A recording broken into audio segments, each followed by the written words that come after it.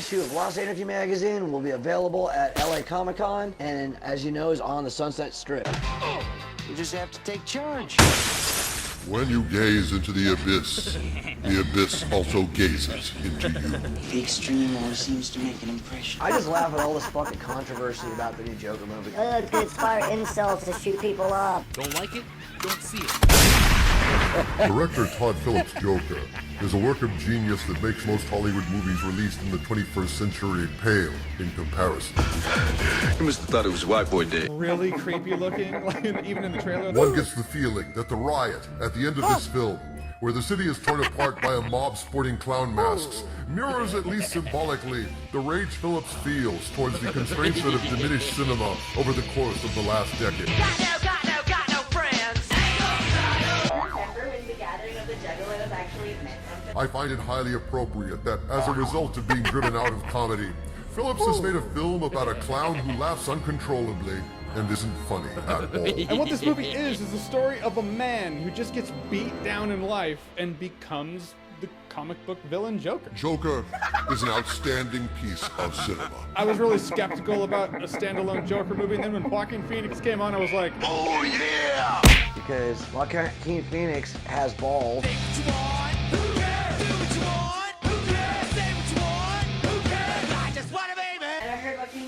Wanted to gain weight for this role. The director said no. There really is no comparison or conflict between Heath Ledger's Joker and Joaquin Phoenix's Joker, because this isn't a Joker movie. I mean, it's titled Joker, but if you're going into this movie being like, all right, we're gonna see the Joker wreck some shit. Director Todd Phillips reveals himself to be not only film literate, but fluent in the language of cinema. But no one talks about the first thing Todd Phillips ever did. Like even YMS when they did their review. This is a very different tone of a project than anything else he's made, and even the most successful films that he has directed are not ones that I would call great. Like you just know him for the Hangover trilogy, or that one movie with Miles Teller in it, and a bunch of other shit. But I know him for his first real movie, a documentary about the greatest shock rocker of all time.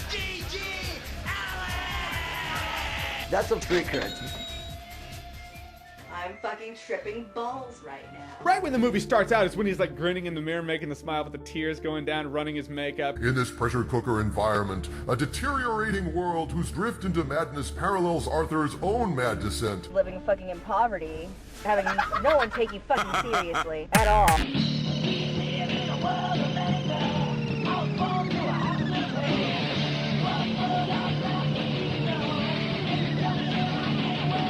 This movie throws you into the deep end of the pool and doesn't care whether you sink or swim.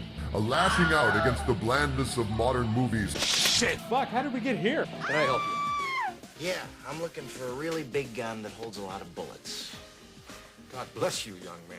This is something I thought was extinct in Hollywood. It's like the movie does such a good job at taking you on that journey, and you buy the journey, and it's undeniably a tragedy. And the idea of films as a commodity that must accommodate the least common denominator. Arthur lives at home with his ailing mother. This is Corey. He kind of looks a little bit like Sky. Yeah, I mean, what they do. His relationship with his mom is, he's nice to his mom, almost too nice. No, my mother doesn't even fucking take me seriously.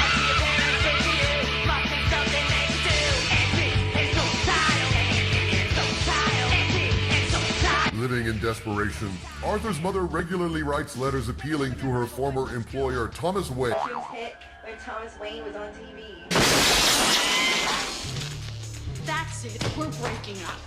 Wait, Bruce Wayne's his half-brother. Fucking here, dude. Stick his fingers in my mouth. Alfred comes out and is like, get out. The real Alfred would have fucked him up. Joaquin Phoenix wouldn't have fucking even laid a finger on the fence. Alfred would have fucked him up.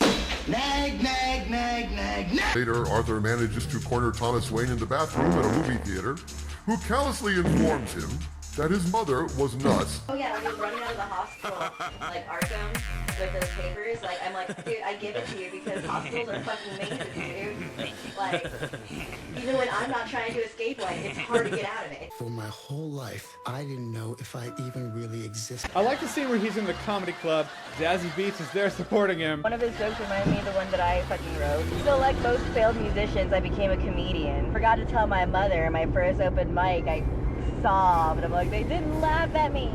They didn't laugh at me, Mom. Just like, what happened? I'm like, I went to a gig and they didn't laugh at at me. She's like, well, isn't that a good thing? You just got on. Oh shit! Casting of Robert De Niro as a late-night talk show host is a direct tip of the hat to Scorsese's film, The King of Comedy. De Niro could have phoned it in. De Niro's show reminds me of that skit on 90s SNL. Welcome to the Joe Pesci Show. Here he is now, my brother, Joe Pesci. In that film, De Niro stars as a struggling comic who becomes obsessed with a late-night talk show host and kidnaps him to force the host to invite him onto the show.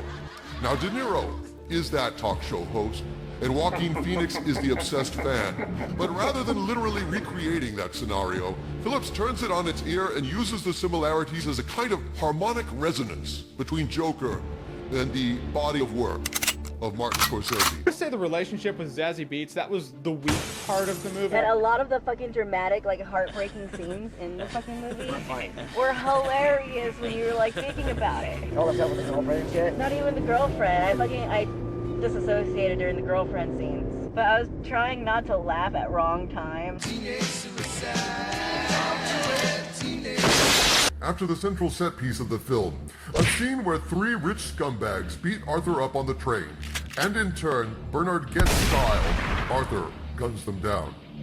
This scene was raw, powerful, bravura filmmaking by a skilled director flexing his creative muscles, one of the greatest scenes I've seen, perhaps in a decade. Shut up and get to the point! Point is, one of his clown colleagues gives him a gun, and at first he just shoots it through the wall. He doesn't know really how to handle a gun, but he has his gun, and then those subway assholes come at him, and he shoots them. And I feel like this is the moment when some people who didn't like the movie shut off from the movie.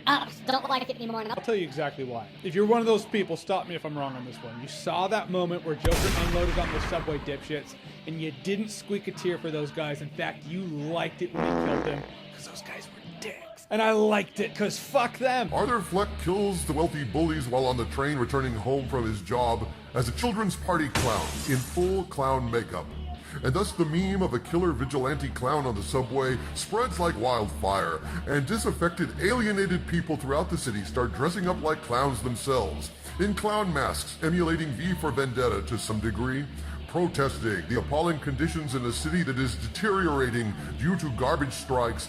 Anger is turning into violence, leading to a cathartic protest at City Hall as an angry mob dressed in clown masks erupts into a rage that brings Joker to its furious conclusion. After he has his freak out moment, you can tell that's the most control he's ever felt in his life. Like, he's never felt that power. It's Sam Lowry in Brazil, having one last fantasy of escape before being broken in his chair of pain.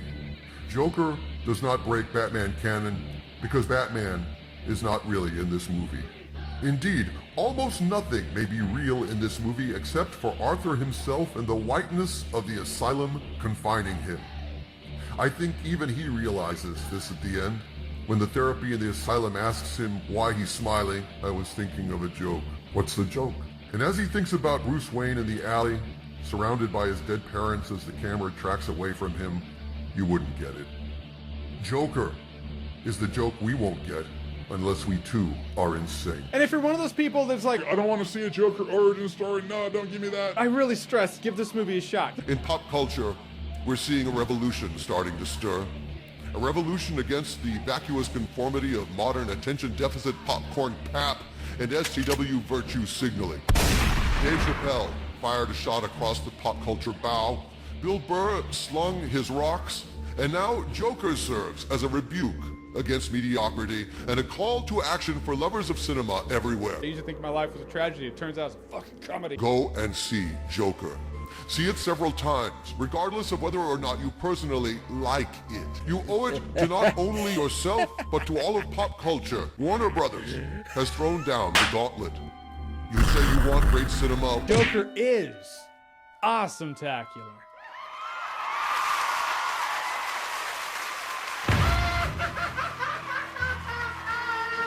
I feel fucking triggered. I'll repeat myself. I worked with G.G. Allen. I documented everything he did. Go fuck yourself. Probably why like him and Joaquin were on the same page with this whole thing. 'Cause Joaquin's a weirdo anyway. And again, G.G. fucking Allen.